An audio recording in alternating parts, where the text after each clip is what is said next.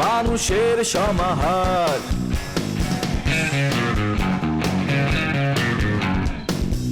ভেতর আর বাহিরে চলছে উৎসব অপেক্ষার।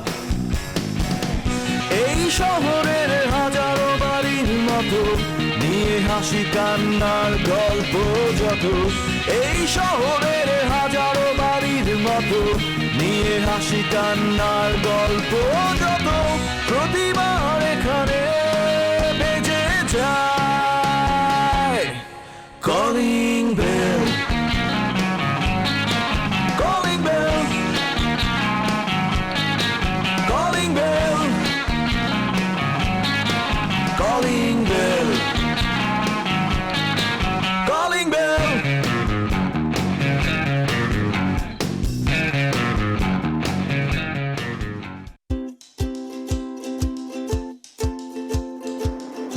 স্যার স্যার বলো। স্যার কিছু ভাবছেন? কোন বিষয়টা বলো তো? ওই দিন যে স্যার ওই দিন এত ইম্পর্ট্যান্ট একটা ব্যাপারে কথা বললাম, তুমি ভুলে গেছেন?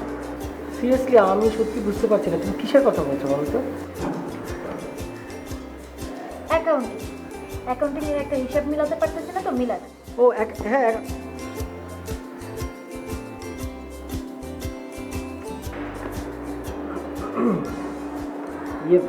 লিপি দেখো আমি আমি আসলে হিসাবটা দেখছি, হিসাবটা সহজ কিন্তু একটু জটিল। এখন এই হিসাবটা আপনি মিলাবেন না গরমিল রেখে দিবেন, এটা তো আপনাকেই ভাবতে হবে, তাই না? হ্যাঁ আমারই তো ভাবা উচিত গরমিল কেন রাখবো, কিন্তু আমি আমি চেষ্টা করছি হিসাবটা একেবারে পুরোপুরি মিলিয়ে ফেলতে, কিন্তু কিছু ত্রুটি বিচ্যুতি থেকেই যাচ্ছে। এক্স্যাক্টলি, ওইটা পূরণ করার জন্য তো আমি আছি। হ্যাঁ তুমি তো আছোই, অবশ্যই তুমি তো আছো, কিন্তু তারপরও না মানে ওই হিসাবটা মিলছে না, মানে আমি চেষ্টা করছি। তার মানে কি আপনি আমাকে ভালোবাসেন না, তাই না? আমার সাথে প্রেম করতে চান না, আমার প্রতি আপনার কোনো ফিলিংসই নাই? না না না না ফিলিংস আছে, অনেক ফিলিংস আছে, কিন্তু ওই হয়েছে কি তুমি ছাড়া না আমার আমার জীবনটা একরকম কেটে তো যাবে, কিন্তু সেটা অসম্পূর্ণই থেকে যাবে। আমি তো এইটাই শুনতে চাইছিলাম। আপনি এমন কেন বলেন না, এমন পেঁচানো কেন? একটা কথা এইভাবে সোজা স্ট্রেইট বলতে পারেন না, সবসময় এরকম তিরিং তিরিং তিরিং করে কেন পেঁচায় বলতাম? আমি কিন্তু স্ট্রেট কথা বলি, আমি আমি আমি পার্সোনালি খুব স্ট্রেট ফরওয়ার্ড, মানে আমি বলতে চাই স্ট্রেট, কিন্তু কি যে হয় না মানে বুঝছি আমার আনসার আমি পাইছি, বুঝছি আর বলতাম। আমি চাই যে আমি যেটা বলি সেটা সবাই সহজভাবেই বুঝুক, তুমি বিষয়টাকে অন্যভাবে নিও না।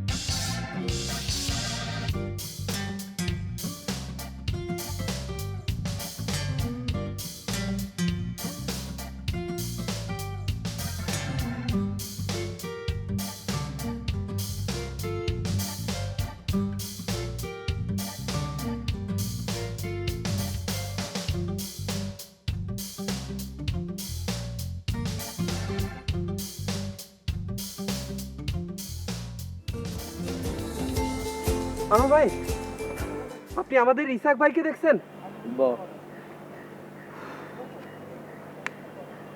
ইসাক ভাইকে দেখছেন?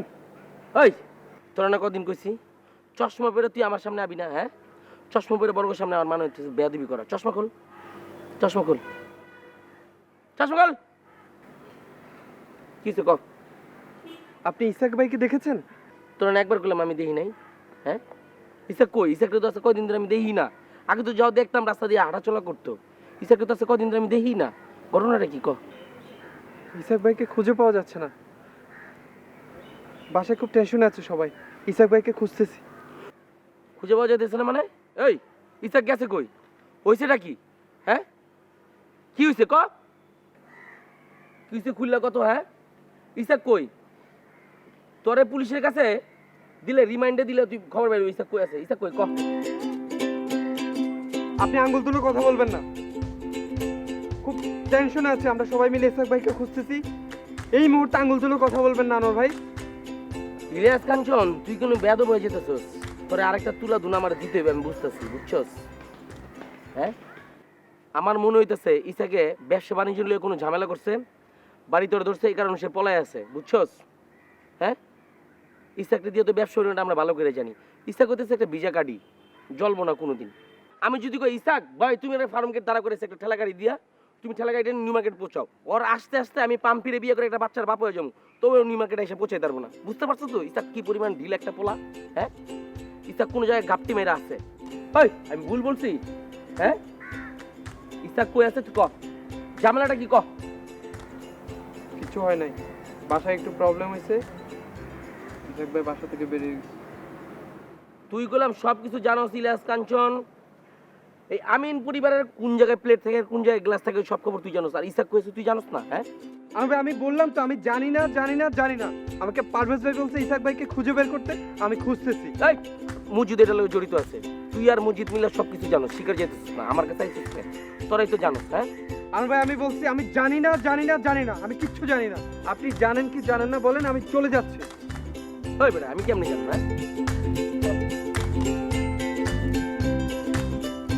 স্যার স্যার একটু দেখে দেখে রাখবেন আর কি। জি স্যার। তা রবি সাহেব, স্যার আপনাকে তো ইদানিং বেশ ভালোই আছেন মনে হচ্ছে। আছি স্যার, আছি আলহামদুলিল্লাহ, ভালো স্যার। বাহ, বেশ ভালো, বেশ ভালো। ভালো থাকাই তো জরুরি, কি জি বলেন? জি অবশ্যই অবশ্যই স্যার, অবশ্যই। আচ্ছা, ওই যে নতুন একটা মেয়ে যে জয়েন করলো, জি স্যার। কি অবস্থা তার? স্যার অবস্থা ভালো, ভালো মানে উনি তো সবেমাত্র মাস্টার্স শেষ করে এসে জয়েন করেছেন। সব কিছু সময় লাগে না স্যার, সময় তো একটু লাগে। না না, তা ঠিক। আর এটা তো একটা মহান প্রফেশন স্যার, টিচিং এটা মহান প্রফেশন। অবশ্যই অবশ্যই। এটা তো সময় আর থাক স্যার, আমি মানে সব কিছু বলা হয়েছে আমার একটা মানে না না না না, কোনো সমস্যা? না না স্যার, আমার যেটা মনে হচ্ছে যে নতুন ম্যাডাম উনি যদি স্যার ক্লাসের আগে পরে কিন্তু সময় লাগে, প্রিপারেশনের জন্য লাগে, ওই সময়টুকু তো মনোযোগটা দিতে হবে আসলে ক্লাসের সাথে। হ্যাঁ, মানে ওই সময়টুকু আমার মনে হচ্ছে যে উনি ওনার সৌন্দর্য চর্চার পিছনে দিয়ে দিচ্ছেন বেশি। কি বলছেন আপনি? স্যার আমি সৌন্দর্য চর্চা? স্যার আমাকে তো কাজের মধ্যে সৌন্দর্য না, না, চর্চা? Sir, sir. না না না, আপনি না। বলুন না, এটা বলুন না, নির্ভয়ে বলুন তো, না, কি স্যার। সমস্যা করি তার? সমস্যা কিছু না স্যার, শিখে যাবে স্যার, মাত্র তো এসে জয়েন করেছে, শিখে যাবে, সমস্যা নেই। সমস্যা নেই, সমস্যা নেই। আচ্ছা আচ্ছা আচ্ছা, ওই যে আপনার শিউলি ম্যাডাম, কি অবস্থা তার? কেমন আছেন উনি? স্যার এটা আপনি কি বললেন স্যার? কি বললাম আমি? মানে আমার শিউলি ম্যাডাম স্যার, কথাটা শুনতে কেমন? ও না না না না, আপনি টেক কেয়ার করেন, ওনাকে সবসময় দেখাশোনা করেন, তাই একটু আপনার করে বললাম আর কি। একটু তো স্যার আপনি এইভাবে রসিকতা করবেন না প্লিজ স্যার, আমার শিউলি ম্যাডাম না স্যার। মানে ব্যাপারটা হচ্ছে আপনি আমাকে এই কলেজের স্বার্থে, ডেভেলপমেন্টের স্বার্থে একজন শ্রেণী শিক্ষক হিসেবে যে দায়িত্ব দিয়েছে, সেই দায়িত্বটুকু আমি পালন করতে চেষ্টা করি। না, সেটা ঠিক, ওই দায়িত্বের হিসাবে বলছি আর কি আমি। কি অবস্থা ওনার ডেভেলপমেন্ট কেমন মনে হচ্ছে আপনার? ওনার ডেভেলপমেন্ট স্যার যদি বলি,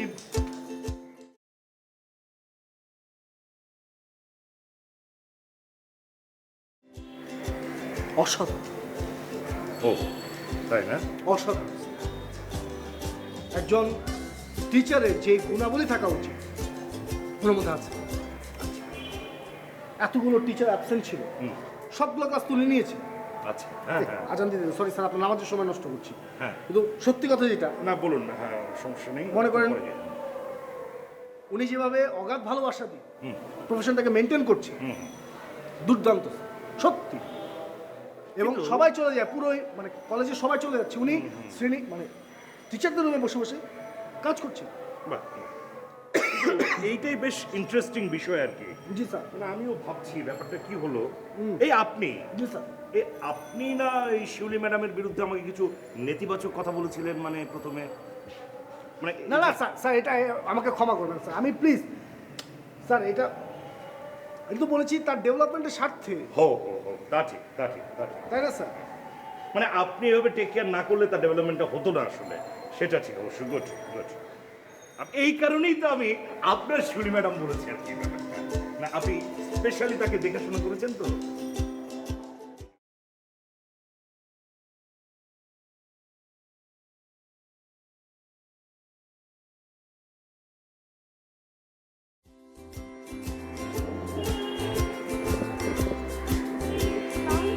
ওয়ালাইকুম সালাম।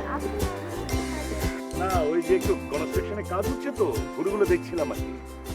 তো কি অবস্থা, হ্যাঁ কেমন আছেন আপনি? হ্যাঁ ভালো স্যার, আমি তো সরি আজ একটু দেরি করে ফেললাম। আসলে সকালে ক্লাস ছিল না তো, আর বাসায় একটা কাজ পড়ে গিয়েছিল, তাই একটু দেরি হয়ে গেল।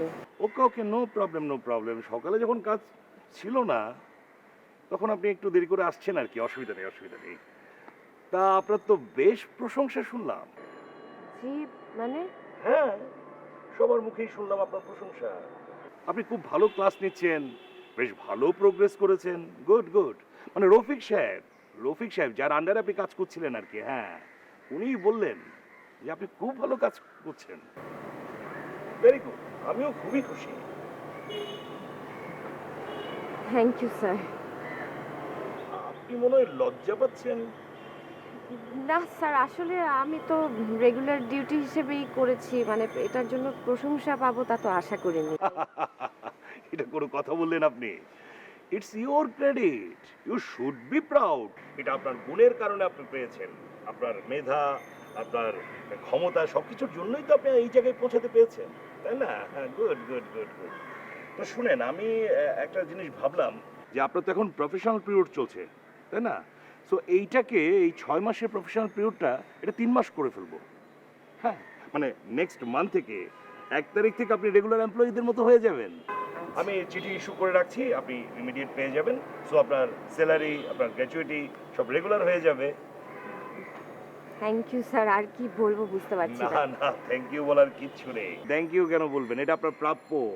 আপনার প্রাপ্য বলেই তো আপনি এটা পেয়েছেন, তাই না?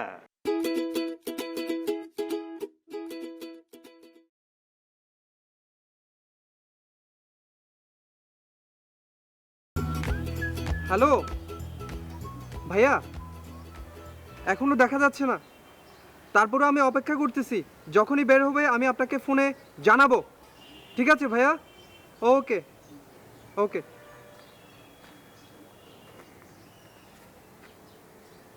তোর ঘটনাটা কি কত ইলিয়াস কাঞ্চন? তোর ইদানিং আমি দেখি তুই খালি গুড় গুড় গুড় গুড় করস, ফুসকা ফুসকি করস। ঘটনাটা কি খুলে কত? দায়িত্ব পালন করছি, ডিউটি কর্ম সম্পাদন করছি। কিসের দায়িত্ব? একটি মন, দুটি প্রাণ, দুটি প্রাণ, একটি মন, দুটি প্রাণকে এক করে দেওয়ার দায়িত্ব আমি নিয়েছি। সেই দায়িত্ব সম্পাদন করতে গিয়ে কেউ যদি পথের কাটা হয়, ইভেন আপনিও যদি হন, আমি আপনাকে বরদাস্ত করব না। থাপড়ে তোর সবগুলো দাঁত আমি ফালাই দেবো। একদিন না কইছি তোর দাঁত ফালাই দিলে ডাক্তারও ঠিক করতে পারবো না। তুই কি সম্রাট সাজানো হয়ে গেছস? বড় ভাইগুলো কেমনে কত কইতে তুই শিখস নাই? দেখি তোর আমি শিখাইতে হইব? হ্যাঁ ইলিয়াস কাঞ্চন, শোন, আমি বুঝতে পারছি তোর বিষয়টা, বুঝছস? দায়িত্ব তো আমারও আছে, দায়িত্ব আমার আছে না? তুই তুই যেরকম দায়িত্ব পালন করতেছস, পারভেজের প্রতি তো আমারও একটা দায়িত্ব আছে, বুঝাতে পারছি তোরে?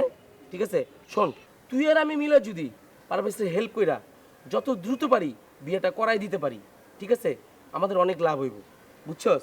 কারণ আমার বাপের পরে একমাত্র পারভেজের ভয়টা পাই, বুঝছস তো?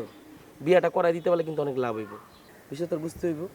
আর শোন, তুই ক্লান্ত হইলে আমার ফোন দিবি, ওকে? কোনো দরকার আমার ফোন দিবি, কারণ দায়িত্বটা কিন্তু তোর আর আমার, ঠিক আছে ইলিয়াস কাঞ্চন? ওকে না ভাই। তোর জন্য কি পানি পাঠাই দেবো?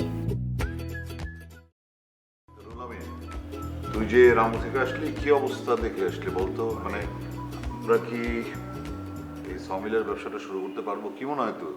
মানে ভাইয়া আমি কি বলবো, আমি তো একবার তোমাকে বলেছি যে রামু ওখানকার প্রত্যেকটা জিনিসই মানে কোথায় যে নিয়ে যাবে, ওখানকার প্রকৃতি, ওখানকার সারি সারি গাছ, ওখানকার কাঠ, মানে আমার এখনো ওই বাঁশ নৃত্যটা, মানে ওই যে উত্তন ফ্যাগে ম্যাগে, সরি মানে আমি বলছিলাম কি যে কাঠ সাপ্লাই নিয়ে কোনো ঝামেলা হবে না, আমি ওই সাপ্লায়ারদের সাথে কথা বলেছি, ওরা একদম সময় মতো আমাদেরকে কাঠ সাপ্লাই দিতে পারবে। এবং ভাইয়া আমি একদম ফরেস্ট ডিপার্টমেন্টের ওনাদের কর্মকর্তাদের সাথে কথা বলেছি, ওদের যে লিগাল যেই কাঠগুলো আছে সেই কাঠগুলোই আসবে, এবং যারা সাপ্লায়ার তারা ওই ডিপার্টমেন্ট একদম এনলিস্টেড আর কি। ওরা কোনোভাবেই আমাদেরকে অবৈধ কোনো কাঠ পাঠাবে না, কিন্তু বৈধতা আছে এরকম কাঠ আমাদেরকে পাঠাবে। Very good. আচ্ছা তোমরা কি এরকম ব্যবসা বাণিজ্যের কথা বলবা? তো আমার এখানে থাকা দরকার নেই, চলে যাই। যা তাহলে তো এরকম আরো অনেকেই আছে যাদের থাকার দরকার নেই। না না না, অনেকেরই থাকা দরকার এবং অনেকেরই মতামত দেওয়া উচিত। তারপর তো আমরা একটা সিদ্ধান্তে যাবো, তাই না? আচ্ছা সবসময় অযথা এত কথা পেঁচাস কেন তোরা? বাবা কি বলবে সেটা পরিষ্কার করে বলো না। আসলে বিষয়টা হচ্ছে যে আমরা অনেকদিন ধরে একটা নতুন ব্যবসার চিন্তা ভাবনা করছিলাম এবং ভাবছিলাম যে একটা সমিল দেওয়া যায় কিনা, সেজন্য ওকে রামুতে পাঠিয়েছিলাম। তো সমিলটা তো আমরা শুরু করার সিদ্ধান্ত নিয়েছি। এখন প্রশ্ন হচ্ছে যে এই সমিলের দায়িত্বটা কে নেবে? কেন রুহুল আমিন নেবে? না না না, আমার পক্ষে তো এটা সম্ভব হবে না। আমি এই চালের আলুটা চালাচ্ছি, এটা নিয়ে তো আমি সারাক্ষণ ব্যস্ত থাকছি। অন্য কাউকে ভাইয়া দায়িত্বটা দেওয়া যায় কিনা? তার মানে আমি যেটা বলছি তুমি সেটা শুনবে না, মানে আমার অপিনিয়নের সাথে তোমার অপিনিয়ন মিলছে না, তাই তো? হ্যাঁ তা ঠিক আছে, আমি থেকে কি করবো? তুমি একা একা ডিসিশন নাও, তুমি কি করবা? আমার তো দরকার নেই তোমার সাথে, না? সেটাই বেটার। চাচা এবার চাচিকে যাক, এবার আমরা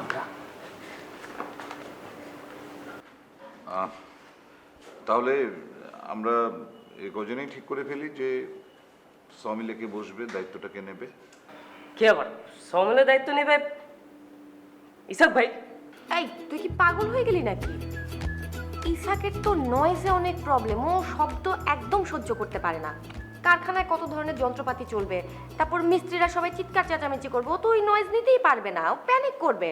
তারপরে যে হাওয়ায় কি ওই যে কাঠের গুঁড়ো ওগুলো উড়ে বেড়াবে, ওর তো অ্যাজমার সমস্যা হয়ে যাবে না? না, এটা হচ্ছে আমাদের সমস্যা, বুঝছো? তোমরা যে মানুষটা সবসময় অনুকূলে কাজ করে তাকে অনুকূলেই তুমি পাঠাও, তাকে একটু প্রতিকূলে পাঠায় দেখো। ইসাক ভাইকে তো আমরা অনুকূলে দিয়েছি, তাকে আমরা এতক্ষণ ব্যবসা দিয়েছি না, সুন্দর কাম কোয়াইট এসি রুমের ব্যবসা, কিন্তু কি লসই করেছে। আমি একটা সুন্দর এক্সাম্পল দিই, ধরো যে মানুষটা সাঁতার পারে না, তাই যদি তুমি পানির মাঝখানে ফেলে দাও, বাঁচার জন্য সে না একটা কিছু করে সাঁতারটা শিখে ফেলবে, তাই না? আমার মনে হয় এই ব্যবসাটায় ইসাক ভাইকে যদি আমরা দিই, ইসাক ভাইয়ের মাথা তো এমনিও ঠান্ডা, আরও ঠান্ডা করবে, সুন্দরভাবে সে ব্যবসাটা আরও প্রফিট নিয়ে আসবে। বেশি পণ্ডিতে করিস না, এই জীবনের লেখাপড়া আর করবি বলে তো আমার মনে হয় না। সেজন্য আমি মনে করি যে এই সমিলের দায়িত্বটা পারভেজেরই নেওয়া উচিত। না দেখো আব্বা, আমার ডিশের ব্যবসা আছে, ইন্টারনেট লাইনের ব্যবসা আছে, ক্লায়েন্ট দিনের পর দিন বেড়েই চলছে, তো আমি আর কোনো ব্যবসা ঢুকতে চাই না। আর এই ব্যবসায় আমি ইসাক ভাইয়ের হেল্প করলাম, রাতে লেবারদের সাথে আমি কথাবার্তা বললাম, টাকা পয়সা মিটাই দিলাম, তারপর তক্তার বিষয়েও আমি বিভিন্ন ক্লায়েন্টের জোয়ার করে দিলাম। কি কারো কোনো সমস্যা? আপু তোমার কোনো সমস্যা?